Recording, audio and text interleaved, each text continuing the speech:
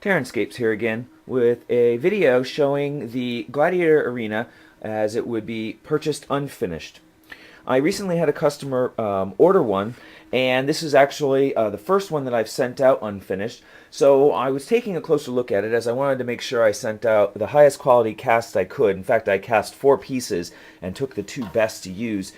Because while I'm willing to spend a little extra time fixing maybe a small blemish at the bottom, I don't expect customers to have to go through that. So I tried to get 2 really solid casts, and these were actually pretty good ones. But it reminded me that I should probably put up a little tip about how to assemble it, and also some of the features to expect when you get it. So first, I just wanted to mention that when you go to put the arena down onto whatever substrate you use, I recommend mounting it on some hardboard or maybe 1/8 inch plywood.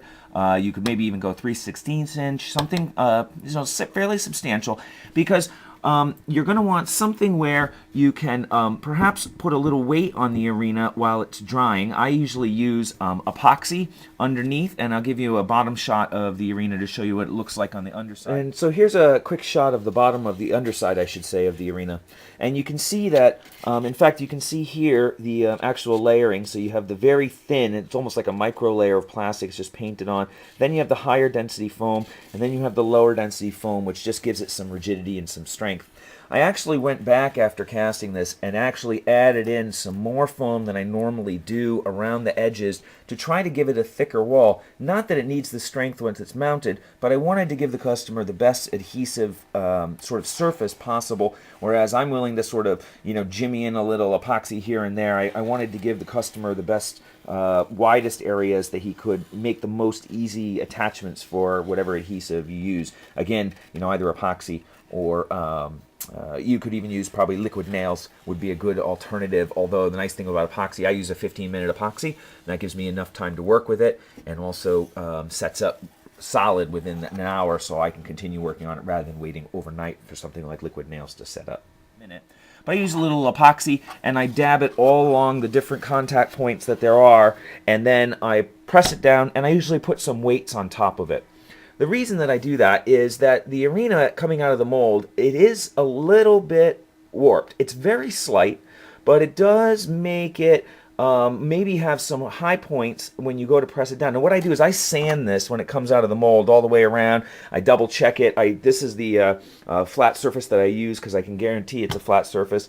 And it's it's a trick to get it quite perfectly level all the way around. So you're going to have, probably when you glue it down here, you can see there's probably going to be a little gap here or a little gap there where it might need a little fill. I recommend using some of the, oh gosh, what is it? It's the Ready Mix spackle. Wait a minute, I got some right here.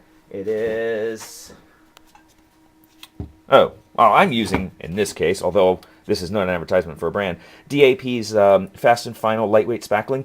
The lightweight spackle is, what's nice about it is it doesn't shrink when it dries. And if you're using a water-based mix like joint compound, that's going to shrink and it could crack and it might pull away from the material. So I just push in a little bit of this right along a little bit of the seams, smooth it in to make it, give it a little bit of texture to match it up. And then when I do the bottom of the actual arena floor, I'll push a little sand up along the edge and help feather that in, and it blends it in really well. And it's pretty easy to do. Now, when you go to assemble it, though, because I'll show you here, what I've done, let me go back, is I've clamped it to match the 2 ends on this side fairly well. They're going to be a fairly good seam join on both sides, and then I've just clamped it down with a couple bar clamps. You could use C clamps, something that's big enough, though, to get that width, which is, I forget, about 3.5 inches maybe, so you don't need a very big clamp. Once I've clamped those down, I would actually run a little bit. Now this is assuming that you're going to keep it as a single unit for the whole time that you own it. If you want to have it be a little bit more portable, then I would keep them separate, and I would instead just put both of these down on individual halves, which is the way I make it, and ship it, because shipping restrictions make shipping something that's 36 by 36 by 6 it's a little bit big and it starts running into shipping problems. So, but if you have the luxury of joining it as a single piece, and then you could even fill in a little bit of seams, run a little wood texture along there to hide the seam, and it'll give it a little bit of improved finish. So assuming you want to mount it all as one piece, clamping it together with a little, I shouldn't say a little, enough epoxy to give a good join. I was a little surprised. This is the first time I've really tried to assemble it this way, and I've got these cranked down pretty hard, and they're not even denting the foam. So this has got pretty good structural integrity. You can really put a little bit of pressure on that, but you know, good judgment warrants that you don't over crank it down. But once you get that set up, the epoxy has set, then you can remove your clamps and you can come over to the other side. And the other side is going to be a little bit apart because of the way it's coming out of the mold with a little twist. But once you've got that side sealed up tight, then you can join this up, you can push in one side, bring it together, match it up at the bottom, pull it in nice and tight. I can't do it with one hand, but and then you can press it together and then apply the clamps and the epoxy to this side and let that set up.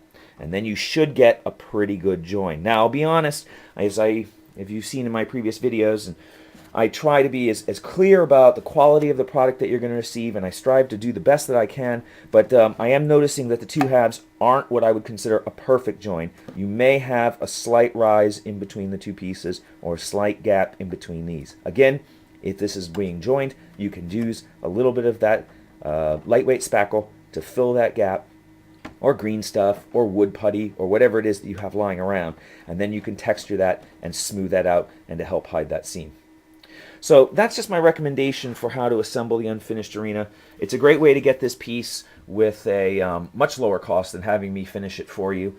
And again, you know, on the outside, when you go around and after you have it joined, you know, you're gonna maybe see there's gonna be maybe a little gap of 1/8 of an inch around some spots. Again, you could put in some spackle, or in fact, what I do is I just paint the glue when I'm gonna put the sand down right up into the crack. I push a little bit underneath, and then I pile up the sand against it, and the sand will soak up a lot of the glue. It'll actually wick it out, and it'll really draw in a nice tight bond, and it's going to help to secure your arena even tighter to your foundation. I recommend that you have at least a little bit of a lip on the foundation, just so that you can have some room to do that. Plus, I like to dress up the outside with a little bit of vegetation, throw some vines up it, whatever strikes your fancy, however artistic you feel.